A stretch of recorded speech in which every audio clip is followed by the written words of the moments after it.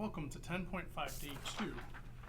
The learning targets for this lesson are that you can use the binomial theorem to write binomial expansions. We actually did this at the end of clip 2 in day 1. I'm going to go over the answers to B and C, which I had asked you to try in that clip. And also for us to be able to write binomial expansions in sigma notation and to do some probability with binomial expansions.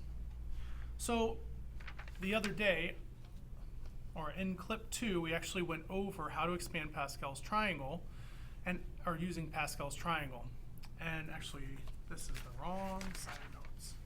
In clip 2 of day 1, we actually talked about using NCR, using combinations to generate the first term.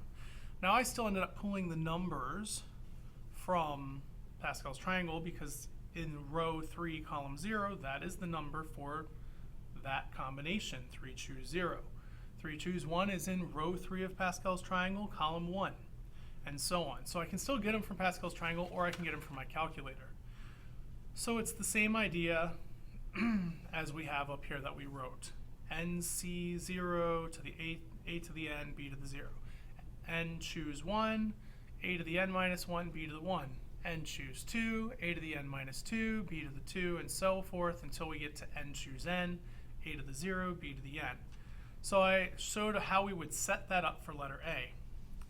Letter B, you're going to start with 6 choose 0, 6 choose 1, 6 choose 2, 6 choose 3, 6 choose 4, 6 choose 5, 6 choose 6, and that gets us all of them for the initial lead coefficients. And then we put our value of A, 8x squared, next to each one of those, and our value of B, negative 2y, next to each of those. And this one gets raised to the power of n, power of 6, minus 0. This one gets raised to the power of 0. This one to the power, the second one raised, notice it's 6 choose 1. 6 minus 1 is exponent of 5. 1 is the exponent on the B. 6 minus 2 is exponent of 4 on the first one, exponent of 2 on the second. 6 minus 3 is 3 and 3. 6 minus 4 is 2 and 4. 6 minus 3 is 1 and 5. 6 minus 6 is 0 and 6. And then it's the same as we expanded before on all the other ones, except instead of grabbing these numbers off of Pascal's triangle, which I could still do, I can use my calculator to get those initial coefficients. And the final answer in the end is this expression right here if you want to compare. For letter C, we go to row 4 of Pascal's triangle, or better yet, if we're using the binomial theorem, which is this, to expand this, then I should start with 4 choose 0 to get this 1, 4 choose 1, 4 choose 2, 4 choose 3, and 4 choose 4 to get that last initial coefficient. This would be 2t to the 4 minus 0, 2t to the 4 minus 1, 2t to the 4 minus 2, 4 minus 3, 4 minus 4, and then this would be the value of that, which was the 0 term, first, second, third, and fourth. When you're done expanding letter C, this is the final answer you should get. Today we're going to look at, or in this video, we're going to look at writing the binomial expansion using sigma notation. So yes, we know how to expand this. We know, the rule to generate each term. The explicit rule that generates each term is NCR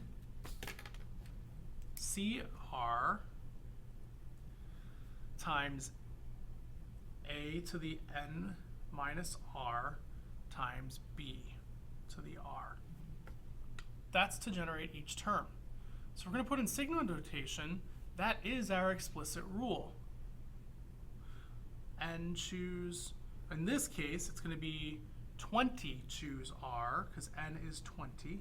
20 choose r, a to the 20 minus r, b to the r. There's our explicit rule when we're doing a binomial expansion to a power of 20. Now, and instead of a, whoops, I need to fix that. I'll do it over here to the side. Instead of a, my a is 5x. So this would be 5x to the 20 minus r, and the negative 7y, remember to take the sign for b. The negative 7y is my value of b, and that's to the power of r. And we said in front of that is 20, choose r. So there's our explicit formula. We know the value of n, we know the value of a, and the value of b. The only thing that's going to change is the value of r. Our initial r value goes at the bottom of the sigma notation. We're going to start with r equals 0 because we're going to do 20 choose 0 to get that first element from Pascal's triangle if we're using the triangle. And we're going to go all the way up. The r value will go all the way up to 20 as we try to find that last term. Now I don't expect you to completely generate this. I wouldn't have given you a 20th exponent if I had expected that. Okay, so this is the final answer for the sigma notation for the full expansion of this binomial expansion. This rule generates each term. Our value of a is 5x, our value for b is 7x, our value for n is 20. That gives us the explicit rule. We start with an r value of 0, go to an r value of 20. Please pause the video and try this for letter B and letter C. If you did that letter B correctly, you start with an r value of 0 and go up to a final r value of 30. We know the value of n is 30, so this is 30 choose r. R will change for each position that we're finding from position 0 to position 30. And the a value is 3a to the n minus 1 would be 30 minus r, sorry, n minus r. And the b is 12b, so 12b to the r. If you did letter C correctly, you started out with the sigma notation from r equals 0 all the way up to r equals 24. This would generate 25 terms actually, since we're starting at 0. And we would have 24 choose r.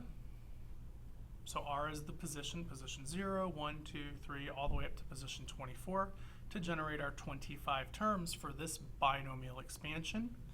The value of a is 2x. That's going to be raised to the power of 24 minus r. The value of b is positive 3y, so I don't have to take a sign. Here it was 12b, I didn't have to take the sign. In the example, there was a negative, so I had to put that in for b. And this is just to r. So that's our final answer for C. That is sigma notation for the expansion of this series. The expansion of this binomial is terms that are added together, even though they have exponents, or not exponents, variables, yes, and exponents. These are terms that are added together. There's going to be 25 terms added together if we fully expanded this. Very last concept from 10.5 is probability with binomial expansion. Probability with binomial expansion. First off, you have to have the type of probability problem where there are only two possible outcomes, P and Q. P is the probability of success on each occurrence. Chance of success each time. And Q is the chance of failure each time. These two should add up to 100%. Okay? If they don't, then you're not going to be able to use a binomial model as you try to model the probability problem. So it would be like flipping a coin. It doesn't have to be 50-50. Maybe we have a weighted coin that often lands on heads. So maybe 60% of the time it lands on heads and 40% of the time it lands on tails because it's been weighted to do so.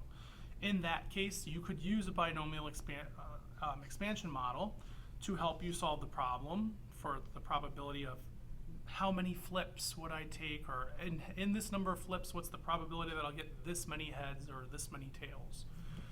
So you need only two possible outcomes for each occurrence.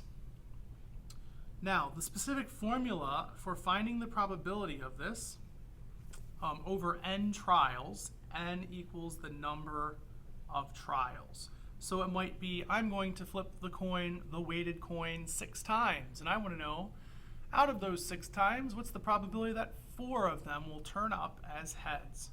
Well, each individual, remember if it's a weighted coin, I said would be 60%. So each case, you'd be like, okay, as you're about to do it, it's 60% chance it's going to pop up as heads. But the outcome of it happening, of a combination of 4 of them popping up as heads, will have a different probability. So n is the number of trials, p is the probability of success for each trial, q is the probability of failure for each trial. The formula then is NCX. You have your total number of trials, and you're choosing X amount to occur. X is going to be the number of favorable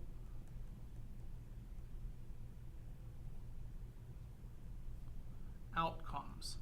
So when I say favorable outcomes, I'm saying, hey, we're flipping a coin. I want it to be heads, probability P being the probability of heads, 4 times. Well, then that would be 4.